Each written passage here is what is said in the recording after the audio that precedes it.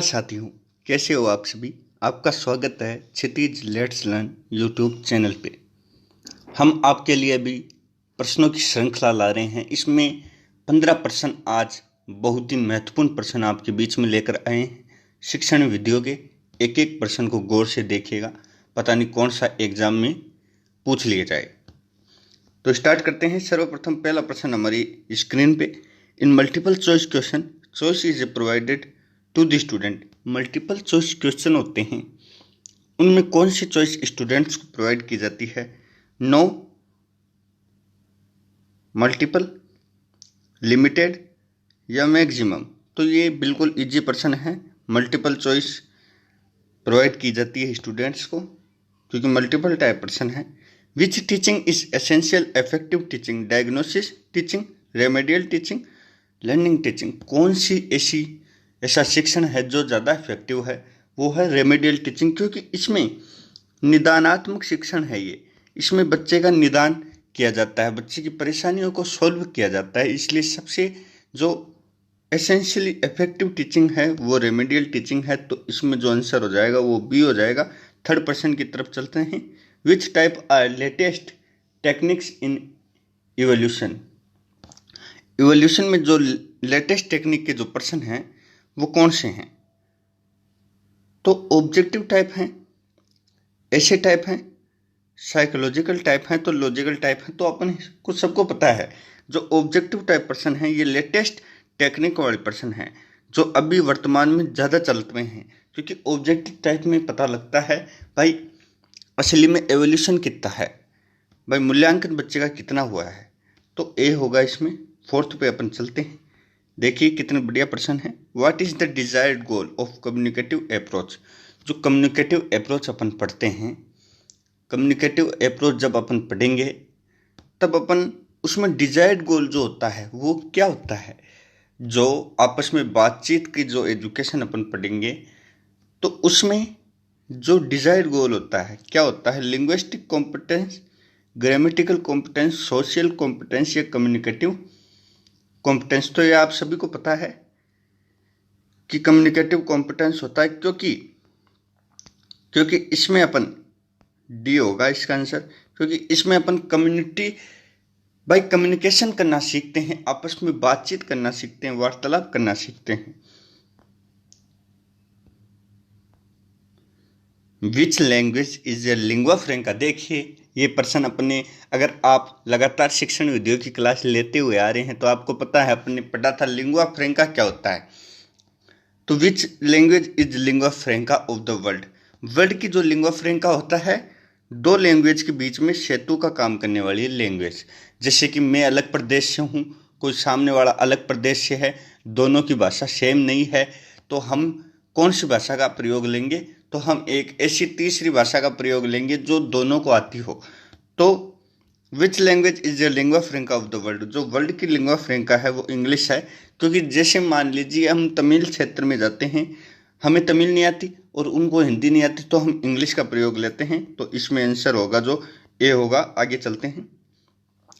What is called the soul of a language? Language की soul किसे कहा जाता है, आत्मा किसे कहा जाता है? जो लैंग्वेज होती है उसकी आत्मा किसे कहा जाता है? तो हमारे बीच में ऑप्शन है स्पेलिंग, ग्रामर, मीनिंग, स्ट्रक्चर। तो ये सभी को पता है, ग्रामर होती है उसे हम आत्मा कहते हैं। किसकी? उसको हम आत्मा कहते हैं लैंग्वेज की। ये देखिए आगे चलते हैं। The teacher of English should be good looking, अच्छा दिखने वाला होना चाहिए, वेल ड्रेस होना चाहिए, कॉम्पिटेंट या गुड इकोनॉमिक स्टेटस। तो कॉम्पिटेंट, इसमें जो आंसर हो जाएगा वो सी हो जाएगा। देखिए कितना बढ़िया प्रश्न है। आगे चलते हैं। Remedial teaching is normal, reteaching, group teaching, diagnosis of weakness. जो रेमेडियल टीचिंग है वो क्या है? नॉर्मल टीचिंग है या रीटीचिंग है या ग्रुप टीचिंग है या डायग्नोसिस ऑफ वीकनेस? तो वीकनेस का डायग्नोस करने के लिए है ये जो कमजोरी है, बच्चे को शिक्षणात्मक जो कमजोरी है उसको सोल्व करती है रेमेडियल टीचिंग। तो इसमें जो आंसर हो जाएगा वो डी होगा भाइयों। आगे चलते हैं। देखिए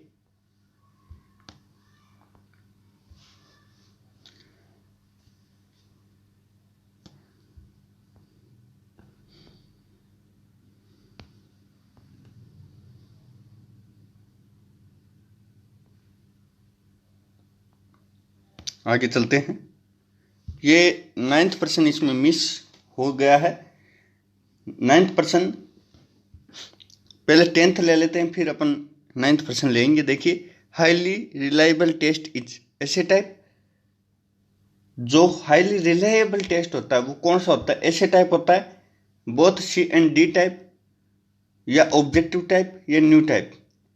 तो देखिए, जो रिलायबल टेस्ट है वो ऑब्जेक्टिव टाइप भी होता है और न्यू टाइप भी होता है। तो इसमें जो both C and D type है वो ऑप्शन अपना सही है, बी ऑप्शन अपना सही है।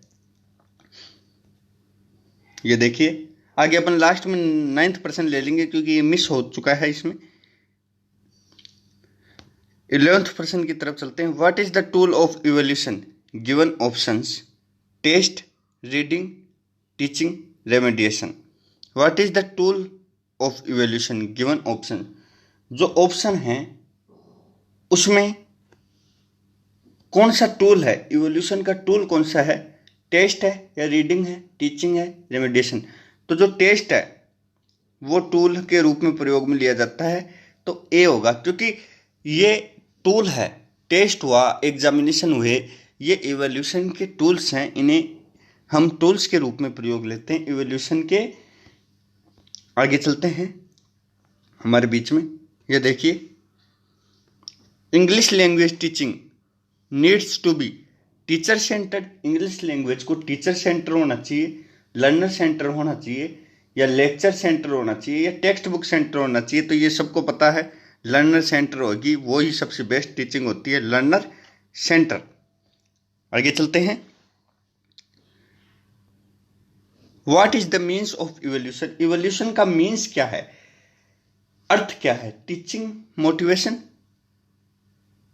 टेस्टिंग, या मेकिंग जजमेंट? भाई, जो इवोल्यूशन का जो अर्थ है वो मेकिंग जजमेंट है, जजमेंट देना है।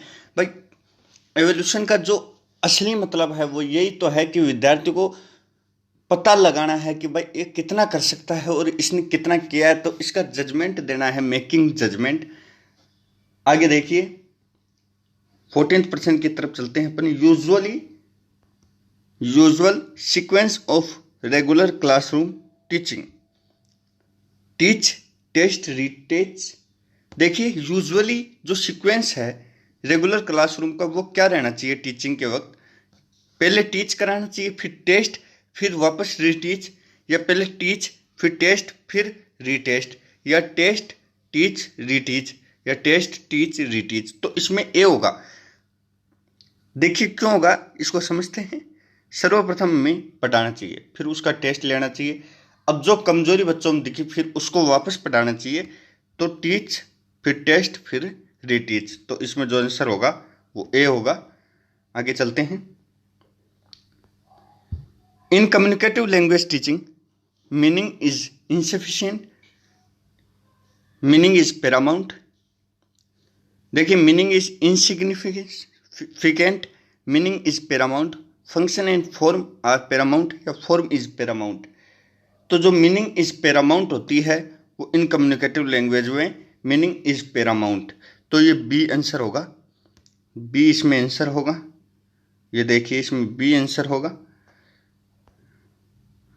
ये देखिए, अपना जो 9th प्रश्न रह गया था उस प्रश्न को देखते हैं एक बार। वो प्रश्न ये था, द स्किल। देखिए अपन, the skill which should be tested are, which should be tested are?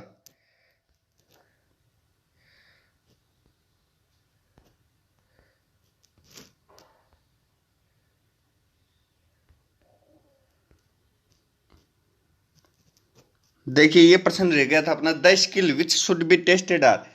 कौन सी ऐसी स्किल है जो टेस्टेड की जा सकती है? देखिए, लिसनिंग, ऑफ स्पीकिंग, या नॉन ऑफ द अबव, या रीडिंग ऑफ राइटिंग, या डी जो listening, speaking, reading and writing. तो जो स्किल है वो कौन सी प्रयोग में लाती हैं? तो वो skills, the skills which are should be tested, वो स्किल ये कौन कौन सी हैं जिसे हम टेस्ट कर सकते हैं? तो वो है लिसनिंग। देखिए, वो है अपनी लिसनिंग, लिसनिंग भी है, स्पीकिंग भी है। लिसनिंग, स्पीकिंग, रीडिंग, अपनी रीडिंग और राइटिंग।